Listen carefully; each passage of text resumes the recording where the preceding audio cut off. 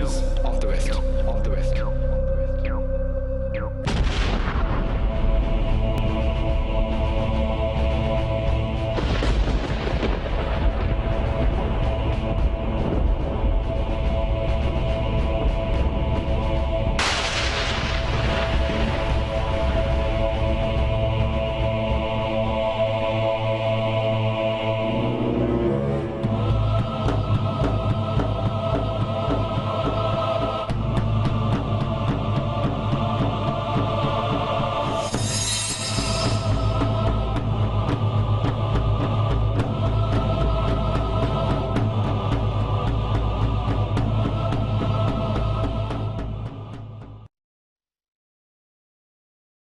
যদি ভালো করে দেখেন, বেশিরভাগ ধর্মই বিভিন্ন ভালো কথা বলে।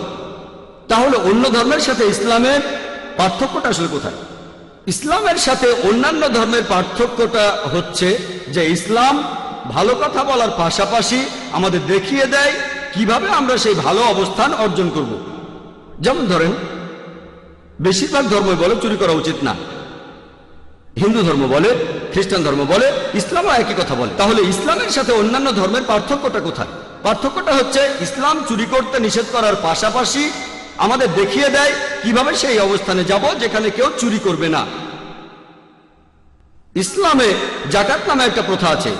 ইসলাম ধর্মের একটা স্তম্ভ হলো জাকাত, যে প্রত্যেক ধনী লোক যার সঞ্চয়ের পরিমাণ তার নিসাবের স্তরের উপরে, অর্থাৎ 85 গ্রাম সোনার চাইতে বেশি, সেই লোক তখন তার সম্পত্তির মোট 2.5% প্রতি হিজরি সালে গরিব মানুষদের মাঝে দান করে দেবে। যদি প্রত্যেক ধনী মুসলিম দান করে, জাকাত দেয়, পৃথিবী থেকে দারিদ্র তাহলে বিলুপ্ত হয়ে যাবে। তখন পৃথিবীতে একটা মানুষও না খেয়ে মরবে না।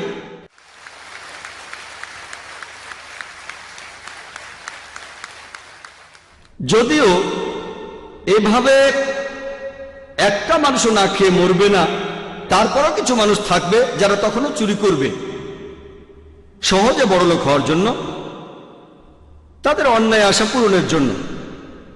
ইসলাম এটারও একটা সমাধান দিয়েছে। জাকাতের পর আল্লাহ তাআলা পবিত্র কোরআনে বলেছেন, সূরা মাইদার 38 নম্বর আয়াতে উল্লেখ করা হয়েছে, কোন চোর হোক সে পুরুষ বা নারী, চুরি করলে তার হাত কেটে ফেলো, আল্লাহ তাআলার পক্ষ হতে এটাই আদর্শ দণ্ড। অমুসলিমরা বলবে হাত কেটে ফেলবেন।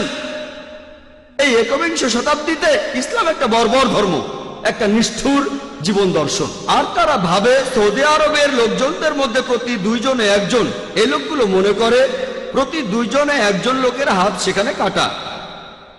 আমি সৌদি আরবে বেশ কয়েকবার গিয়েছি, 20-30 বারেরও বেশি হবে। আমি সেখানে এমন একজন মানুষকেও দেখিনি যার হাত কেটে ফেলা হয়েছে। অবশ্য সেখানে কিছু লোক আছে যাদের হাত কেটে ফেলা হয়েছে, তবে আইনটা এত কঠিন যে কেউ চুরির আগে কয়েকবার চিন্তা করবে।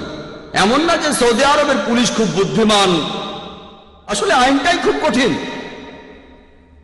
যখনই এই আইনটা প্রয়োগ করবেন তখনই রেজাল্ট পাবেন। আর যদি আইনটাকে সহজ করে দেন, সৌদি আরবের আইনটা যদি শিথিল হতো, তাহলে সৌদি আরবে চুরি চামারি শুরু হয়ে যেত। এখন আমেরিকার দিকে তাকান, পৃথিবীর মধ্যে সবচেয়ে উন্নত দেশ। এটা কি জানেন, আমেরিকাতে চুরি আর ডাকাতির ঘটনা খুব বেশি ঘটে। আপনাদের একটা প্রশ্ন করি, এখন যদি আমেরিকা ইসলামিক শরিয়া প্রয়োগ করা হয় যে প্রত্যেক ধনী লোক যার সঞ্চয়ের পরিমাণ 85 গ্রাম স্বর্ণের তুলনায় বেশি, সে তার অতিরিক্ত সম্পদের 2.5% জাকাত দেবে, তারপরে যদি কেউ চুরি করে তাহলে তার হাত কেটে ফেলা হবে। আপনাদের প্রশ্ন করি, তখন আমেরিকাতে চুরি আর ডাকাতির ঘটনা এটা কি বেড়ে যাবে, একই রকম থাকবে, নাকি কমে যাবে? এটা কমে যাবে। এটা একটা প্র্যাকটিক্যাল আইন, এখানে উত্তর দিতে আপনাদের কোনো কষ্ট হবে না। এটাই যুক্তির কথা। ইসলামিক শরিয়া প্রয়োগ করেন, তারপর রেজাল্টটা দেখেন। আর ইসলাম হলো মানবতার সমস্যার একমাত্র সমাধান। আমি আরেকটা উদাহরণ দিচ্ছি। বেশিরভাগ ধর্মেই বলা হয় যে মহিলাদের উত্ত্যক্ত করা উচিত না, মহিলাদের ধর্ষণ করা উচিত না। হিন্দু ধর্ম এই কথা বলছে, খ্রিস্টান ধর্ম বলছে, ইসলামও একই কথা বলছে। তাহলে অন্যান্য ধর্ম, সেগুলোর সাথে ইসলামের পার্থক্যটা কোথায়? পার্থক্য হচ্ছে ইসলাম বলার পাশাপাশি যে মহিলাদের উত্ত্যক্ত করবে না, তোমরা মহিলাদের ধর্ষণ করবে না, তারপর উপায় দেখিয়ে দিচ্ছে যে কিভাবে আমরা এমন একটা সমাজ গড়ব যেখানে কোনো মহিলাকে উত্ত্যক্ত বা ধর্ষণ করা হয় না। ইসলাম আমাদের বলেছে হিজাবের নিয়ম সম্পর্কে। বেশিরভাগ মানুষ তারা মহিলাদের হিজাব নিয়ে কথা বলে, তবে আল্লাহ তাআলা এই কোরআনে প্রথমে পুরুষের হিজাবের কথা বলেছেন, তারপর মহিলাদের হিজাব। আল্লাহ পবিত্র কোরআনে বলেছেন, সূরা নূরের 30 নম্বর আয়াতে উল্লেখ করা হয়েছে, মুমিন পুরুষদেরকে বলো তারা যখন কোনো মহিলাদের দিকে তাকায় তখন মাথায় কুচিন্তা আসলে, মাথায় বাজে চিন্তা আসলে সে যেন দৃষ্টি নিচু করে। এরকম একজন মুসলিম ছিল, একজন মুসলিম, সে একটা মেয়েকে অনেকক্ষণ ধরে দেখছিল। আমি বললাম, ভাই আপনি কি করছেন? ইসলামে তো এটার অনুমতি নেই। সে আমাকে বলল, আমাদের প্রিয় নবীজি বলেছেন যে প্রথম দৃষ্টিটা ক্ষমা করা হবে, দ্বিতীয়টা নিষিদ্ধ। আমি প্রথম দেখাটাই শেষ করিনি। প্রথমটা ক্ষমা করা হবে, দ্বিতীয়টা নিষিদ্ধ, এটা দিয়ে নবীজি কি বুঝিয়েছেন? তার মানে এই না যে আপনি 10 মিনিট একটা মেয়ের দিকে তাকিয়ে থাকবেন আর বলবেন আমার প্রথম দেখাটাই শেষ করতে পারিনি। নবীজি বলেছেন যে অনিচ্ছাকৃত ভাবে যদি কোনো মেয়ের দিকে তাকান, সেদিকে আবার তাকাবেন না, দ্বিতীয়বার তাকে দেখবেন না। পরের আয়াতে বলা হয়েছে মহিলাদের হিজাবের কথা। আল্লাহ পবিত্র কোরআনে সূরা নূরের 31 নম্বর আয়াতে বলেছেন, আল্লাহ বলেছেন, আর মুমিন নারীদেরকে বলো তারা দৃষ্টি সংযত করবে, লজ্জাস্থান হেফাজত করবে। সাধারণত যে অংশ দেখা যায় সেটা ছাড়া যেন তাদের সৌন্দর্য প্রকাশ না করে। তারা যেন মাথায় কাপড় দেয়, বক্ষদেশ আবৃত করে। তারা তাদের সৌন্দর্য প্রকাশ করবে শুধুমাত্র তাদের বাবা, তাদের ভাই, স্বামী, এমন কিছু নিকটাত্মীয়ের সামনে, সেই সব পুরুষের সামনে যাদেরকে বিয়ে করতে পারবে না। এক কথায় হিজাবের মোট 6টা নিয়ম আছে, পবিত্র কোরআনে বলা হয়েছে এবং নবীজি সাল্লাল্লাহু আলাইহি সাল্লামের হাদিসেও আছে। প্রথমটা হচ্ছে হিজাবের সীমা। পুরুষদের জন্য হিজাব নাভি থেকে হাঁটু পর্যন্ত, মহিলাদের ক্ষেত্রে পুরো শরীর ঢাকতে হবে। যে অংশ অনাবৃত থাকতে পারে সেটা মুখমণ্ডল আর কবজি পর্যন্ত হাত। বাকি 5টা নিয়ম পুরুষ আর মহিলাদের জন্য একই। দ্বিতীয়টা হচ্ছে তাদের পোশাক এমন আঁটোসাঁটো হবে না যাতে শরীরের গঠন বোঝা যায়। তৃতীয়, তারা যে পোশাক পরবে সেটা এমন স্বচ্ছ হবে না যাতে পোশাকের ভেতরে দেখা যায়। চতুর্থ, তাদের পোশাক এতটা আকর্ষণীয় হবে না যাতে বিপরীত লিঙ্গের আকর্ষণ হয়। পঞ্চম, পোশাক অবিশ্বাসীদের পোশাকের মতো হবে না। আর ষষ্ঠ, তাদের পোশাক বিপরীত লিঙ্গের পোশাকের মতো হবে না। কোরআন বলছে, সূরা আহজাবের 59 নম্বর আয়াতে উল্লেখ করা হয়েছে, হে নবী, তোমার স্ত্রীদের বলো, কন্যাদের বলো আর মুমিন নারীদের বলো যে তারা যখন বাইরে যাবে তখন যেন তারা চাদর পরে নেয়, তারা যেন ওভারকোট পরে যাতে করে তাদের সবাই চিনতে পারে, ফলে তাদেরকে উত্ত্যক্ত করবে না। কোরআন বলছে মহিলাদের জন্য হিজাবের ব্যবস্থা করা হয়েছে যাতে করে তাদেরকে সবাই চিনতে পারে আর কেউ যেন তাদের উত্ত্যক্ত না করে। আমি আপনাদের একটা সহজ প্রশ্ন করি,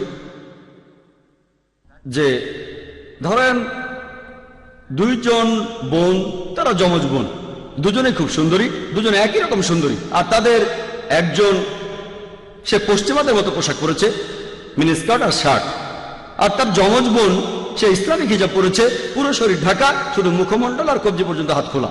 ধরেন রাস্তা দিয়ে তারা হেঁটে যাচ্ছে, মনে করেন বোম্বেতে কোনো রাস্তা দিয়ে হেঁটে যাচ্ছে, অনেকেই তাদের খেয়াল করছে। ধরেন তারা বোম্বের কোনো রাস্তা দিয়ে হেঁটে যাচ্ছে, তখন সেই রাস্তার পাশে এক মাস্তান সেখানে শিকারের জন্য অপেক্ষা করছে, মেয়েদের উত্ত্যক্ত করার জন্য। আপনাদের প্রশ্ন করি, সে কোন মেয়েটাকে উত্ত্যক্ত করবে? সে কি মিনিস্কার্ট পরা সেই মেয়েটাকে উত্ত্যক্ত করবে, নাকি হিজাব পরা মেয়েটাকে উত্ত্যক্ত করবে? সে কাকে উত্ত্যক্ত করবে? মাস্তানটা উত্ত্যক্ত করবে মিনিস্কার্ট পরা মেয়েটাকে। কোরআন সেজন্য বলছে মহিলাদের জন্য হিজাবের ব্যবস্থা করা হয়েছে যাতে করে তারা বাইরে গেলে তাদের চিনতে পারে, যাতে করে কেউ তাদের উত্ত্যক্ত না করে। এরপরে ইসলামিক শরিয়া বলছে কোন পুরুষ কোন মহিলাকে ধর্ষণ করলে তাকে সর্বোচ্চ শাস্তি দেয়া হবে মৃত্যুদণ্ড। অনেক অমুসলিমই বলবে মৃত্যুদণ্ড বর্তমানের বিজ্ঞান ও প্রযুক্তির যুগে, এই 21শ শতাব্দীতে ইসলাম একটা বর্বর ধর্ম, এটা একটা নিষ্ঠুর জীবন দর্শন। কিন্তু যদি তাদের প্রশ্ন করেন, আমি একটা প্রশ্ন করেছি প্রায় 2000 অমুসলিমকে, যে আল্লাহ না করুক ধরেন কেউ ধর্ষণ করলো আপনার মাকে বা ধর্ষণ করলো আপনার বোনকে, আর ধরেন সেখানে আপনি বিচারক এবং সেই ধর্ষককে আপনার সামনে আনা হলো, ওই ধর্ষককে আপনি কি শাস্তি দেবেন? বিশ্বাস করেন 100% সেই অমুসলিমদের সবাই বলেছে আমি মৃত্যুদণ্ড দেব। অনেকে আমাকে বলেছে তাকে খুব যন্ত্রণা দিয়ে হত্যা করব। সেখানে একজন খুব স্মার্ট লোক অন্যরকম বলেছিল। সে আমাকে বলেছিল, ভাই জাকির, আমি তাকে দেব 5 বছরের কারাদণ্ড। বললাম ভালো। তারপর বললাম যে আমেরিকার পরিসংখ্যান অনুযায়ী সেই সব লোকগুলো ধর্ষণের দায়ে যাদের সাজা হয়েছে আর যারা কারাদণ্ড ভোগ করেছে তারা বের হয়ে আসলে 95% আবার ধর্ষণ করে। যদি চান আপনার মা আবার ধর্ষিত হোক সেটা আপনার ব্যাপার, আমরা মুসলিমরা এটা চাই না। সে তখন বলল, এরকম যদি হয় তাহলে তো প্রথমেই মৃত্যুদণ্ড দেব। বর্তমানে আমেরিকা হচ্ছে পৃথিবীর সবচেয়ে উন্নত দেশ। আপনারা কি জানেন যে আমেরিকাতে ধর্ষণের সংখ্যা খুব বেশি? শুধুমাত্র FBI এর 90 সালের পরিসংখ্যানই বলছে প্রতিদিন 1756 জন ধর্ষিত হয়েছে। এরপর 96 সালের পরিসংখ্যান সেটা বলছে যে গড়ে প্রতিদিন 2713 জন মহিলা ধর্ষিত হয়েছে। তার মানে আমেরিকায় প্রতি 32 সেকেন্ডে একজন মহিলা ধর্ষিত হয়েছে। আমরা এই অনুষ্ঠানে আছি প্রায় 1.5 ঘন্টা। আমেরিকায় হয়তো শখানেক মহিলা ধর্ষিত হয়ে গেছে যতক্ষণ আমরা এখানে আছি। আপনাদের একটা প্রশ্ন করি, যদি আমরা আমেরিকায় ইসলামিক শরিয়া প্রয়োগ করি, যদি কোনো পুরুষ কোনো মহিলার দিকে তাকায় তার মনে কোনো খারাপ চিন্তা আসলে সে দৃষ্টি নিচু করবে। এরপরে প্রত্যেক মহিলা তারা খুব ভদ্রভাবে থাকবে, পুরো শরীর ঢাকা, শুধু মুখ আর হাতের কবজি খোলা থাকবে। তারপরেও কোনো পুরুষ ধর্ষণ করলে সে সর্বোচ্চ শাস্তি পাবে, মৃত্যুদণ্ড। আমি আপনাদের প্রশ্ন করি, আমেরিকাতে মহিলা ধর্ষণের হার সেটা কি বাড়বে নাকি একই রকম থাকবে না কমে যাবে? এটা কমে যাবে। সহজ প্রশ্ন, সহজ উত্তর। এগুলো জানতে বিশেষজ্ঞ হওয়া লাগবে না, শরিয়া প্রয়োগ করেন তাহলে ফলাফল পাবেন। তবে যেহেতু সমাধানটা দিচ্ছে ইসলাম, তাই তারা হজম করতে পারে না। এই কয়েক বছর আগে ইন্ডিয়ার স্বরাষ্ট্রমন্ত্রী LK আদবানি তিনি পার্লামেন্টে বলেছিলেন, প্রস্তাব করেছিলেন যে ইন্ডিয়াতেও একজন ধর্ষকের শাস্তি হওয়া উচিত, মৃত্যুদণ্ড। আর আমি সেজন্য তাকে অভিনন্দন জানাই। আমি হয়তো তার অনেক কথাই মানি না, তবে এই বক্তব্যটার কথা বললে আমি তার সঙ্গে একমত যে ধর্ষকের শাস্তি মৃত্যুদণ্ড। হয়তো এর পরের স্বরাষ্ট্রমন্ত্রী বলবেন যে ইন্ডিয়াতে প্রত্যেক মহিলা তারা সবাই হিজাব পরবে ইনশাআল্লাহ। যদি চান যে ইন্ডিয়াতে কোনো মহিলা ধর্ষিত হবে না, পৃথিবীর যে কোনো জায়গায়, সেটা হোক আমেরিকা বা ইংল্যান্ড, ইসলামিক শরিয়া প্রয়োগ করেন, আপনি এর ফলাফল পাবেন তাড়াতাড়ি। এই কারণে পৃথিবীতে সবচেয়ে কম ধর্ষণের ঘটনা ঘটে যে দেশটাতে, সেটা সৌদি আরব। যে দেশ ইসলামিক শরিয়া প্রয়োগ করবে তারা যে অংশটা প্রয়োগ করবে তখন তার ফলাফল পাবে, আর যে অংশটা প্রয়োগ করবে না তার ফলাফল পাবে না। তারা আরো বলে যে ইসলাম হলো এমন একটা ধর্ম যেটা মহিলাদের উপর অত্যাচার করে, মহিলাদের সম্মান করে না। বিস্তারিত উত্তরটা জানার জন্য আপনারা আমার ভিডিও ক্যাসেট দেখতে পারেন, ইসলামে নারীর অধিকার। তবে যদি আপনারা ভালো করে দেখেন যে পশ্চিমা সমাজ মহিলাদের সম্মান দেওয়ার নামে তারা আসলে তাদের অসম্মান করছে। তারা মহিলাদের নাকি উঁচু আসনে বসিয়েছে, কিন্তু আসলে এই ছদ্মবেশে মহিলাদের সম্মান ধুলোয় মিশাচ্ছে, তাদের প্রতারিত করছে, তাদের শরীরের উপর অত্যাচার করছে। পশ্চিমা বিশ্ব মহিলাদের উঁচু অবস্থানে বসানোর কথা বললেও আসলে তাদের নিচে নামিয়ে দিয়েছে, তাদেরকে বানিয়েছে উপপত্নী, রক্ষিতা আর আমোদ প্রমোদের সঙ্গী। মহিলারা মনোরঞ্জন করে তাদের যারা রয়েছে আর্ট আর কালচারের রঙিন পর্দার পেছনে। এইসব আর্ট কালচার আর নারী স্বাধীনতার নামে পশ্চিমা বিশ্ব কি করছে দেখেন।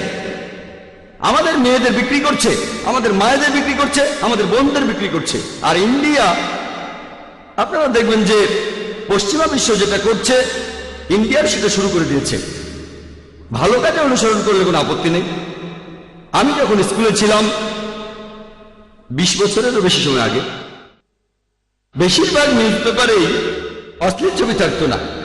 তখনকার পেপারে দেখা যেত অশ্লীল ছবি কম থাকতো, কিন্তু এখন আপনারা যে কোনো নিউজ পেপার দেখেন, হোক leading news paper, daily news paper, তাদের বেশিরভাগ প্রায় সবগুলো পেপারে অশ্লীল ছবি দেখবেন। এমনকি খেলার পাতাতেও সেখানে কি দেখবেন, ফুটবল স্টার তার গার্লফ্রেন্ডের সাথে। গার্লফ্রেন্ডের সাথে ফুটবলের কি সম্পর্কটা? পেপারে কাটতি বাড়াতে চায় নারী স্বাধীনতা। রোনালদিনহো আরো কি যেন নাম, আমি ফুটবল স্টারদের তেমন নাম জানি না, তার গার্লফ্রেন্ডের সাথে ছবি। ক্রিকেটারদের ছবি দেখবেন, সেখানেও তাদের গার্লফ্রেন্ড। তাহলে এমনকি খেলার পাতাতেও মেয়েদের ছবি যেখানে থাকবে না সেখানে গার্লফ্রেন্ডদের ছবি থাকবে। অনেক নিউজ পেপারে দেখবেন, আর অনেক পেপারে বিশেষ সংখ্যা থাকে বিশেষ সংখ্যা, যেমন টাইমস অফ ইন্ডিয়া সবচেয়ে বিখ্যাত নিউজ পেপার, পৃথিবীর মধ্যে ইংরেজি ভাষায় সর্বাধিক বিক্রি হওয়া নিউজ পেপার, পৃথিবীর মধ্যে সবচেয়ে বেশি বিক্রি হওয়া পেপার, এর বিশেষ সংখ্যা হলো বোম্বে টাইমস। আর বোম্বের মানুষজন জানে যে বোম্বে টাইমস কি কথা বলতে পারে, বিশেষ করে 3 নম্বর পৃষ্ঠায়। এটা তাদের কৌশল, আমি এটা মানছি। এই কৌশলে কাজ করে ইন্ডিয়া টাইমসের বিক্রি বেড়ে গেছে। আমি শুধুমাত্র টাইমস অফ ইন্ডিয়ার সমালোচনাই করছি না, এই পত্রিকাটার নাম বলছি কারণ আমি এটা প্রত্যেকদিন পড়ি। অন্য যে কোনো নিউজ পেপার নিয়ে বলেন, DNA, Hindustan Times, Indian Times, উপরে বা নিচে কম বা বেশি আপনারা ছবি দেখবেন অর্ধনগ্ন মহিলাদের। নারী স্বাধীনতার নামে এইসব হচ্ছে। আমি একদিন আমার হকারকে বললাম যে পেপার দিয়ে যায়, আমাকে তুমি শুধু টাইমস অফ ইন্ডিয়া দিয়ে যাবে, বোম্বে টাইমস আর কখনো দেবে না। সে বলল, স্যার এটা তো ফ্রি, এটা ফ্রি পাচ্ছেন আপনি। বললাম, এরপরে বোম্বে টাইমস দিলে তোমাকে টাকা দেবো না। তার কথা ফ্রি, চিন্তা নেই স্যার, এটা তো ফ্রি। আমি বলছি লাগবে না, আমাকে শুধু নিউজ পেপারটা দেবে। এটা বলেছিলাম কয়েক বছর আগে। কিন্তু এখন মেইন নিউজ পেপারেও দেখবেন বিভিন্ন মহিলার ছবি, হোক সেটা খেলার খবরে অথবা আন্তর্জাতিক খবরে অথবা একেবারে প্রথম পাতায়, সব জায়গাতে মহিলাদের ছবি দেখবেন। আর সেজন্য নিউজ পেপারগুলোর কাটতিও বেড়ে গেছে। এগুলো করা হয় নারী স্বাধীনতার দোহাই দিয়ে, আর্ট আর কালচারের দোহাই দিয়ে। বিভিন্ন অ্যাডে আপনারা দেখবেন বেশিরভাগ অ্যাডেই মহিলা থাকে। যদি আপনারা মোটরসাইকেলের অ্যাড দেখেন, হোক সেটা ইন্ডিয়া বা অন্য কোনো দেশে, কতজন মহিলা মোটরসাইকেল চালায়? কতজন? পার্সেন্টেজে 1%-এরও কম। ইন্ডিয়াতে 1%-এরও কম, আর অন্যান্য দেশেও। কিন্তু দেখবেন মোটরসাইকেলের অ্যাডে অবশ্যই মহিলা থাকবে। কি জন্য? একবার আমি শুনেছিলাম যে খুব বিখ্যাত বিএমডব্লিউ এর অ্যাড, বিএমডব্লিউ এর অ্যাড খুব বিখ্যাত। বিএমডব্লিউ গাড়ি, এটা মার্সিডিজ বেঞ্জের মতো এই দামি গাড়ি। কম বয়সীদের জন্য বিএমডব্লিউ খুব প্রিয়, এর পিকআপ ভালো, অনেক দ্রুত চলে। একবার শুনেছিলাম যে বিএমডব্লিউ গাড়ির একটা অ্যাডে গাড়ির সামনে একটা মেয়ে বিকিনি পরে দাঁড়িয়ে আছে গাড়ির সামনে, আর লেখা আছে, এখনই একে চালানো শুরু করুন। মেয়েটাকে না গাড়িটাকে। এটা আপনারা কি করছেন? বিক্রি করছেন আপনার মেয়েদের, মায়েদের, বোনদের। ইসলাম এইরকম কোন নারী স্বাধীনতায় বিশ্বাস করে না। যদি আপনি বলেন এটাই হলো নারী স্বাধীনতা, তাহলে এটার কোনো প্রয়োজন নেই।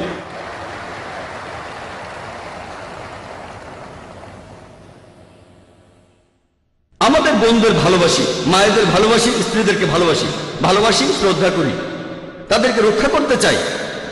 আমরা তাদের সমান অধিকার দেই। ইসলাম ধর্মে নারীর অধিকার সম্পর্কে বিস্তারিত জানতে চাইলে আমার ভিডিও ক্যাসেট দেখতে পারেন, ইসলাম ধর্মে নারীর অধিকার। আমার লেকচার শেষ করার আগে আরেকটা ভুল ধারণা নিয়ে ব্যাখ্যা করব যে ইসলাম নাকি তরবারি দিয়ে ছড়ানো হয়েছে।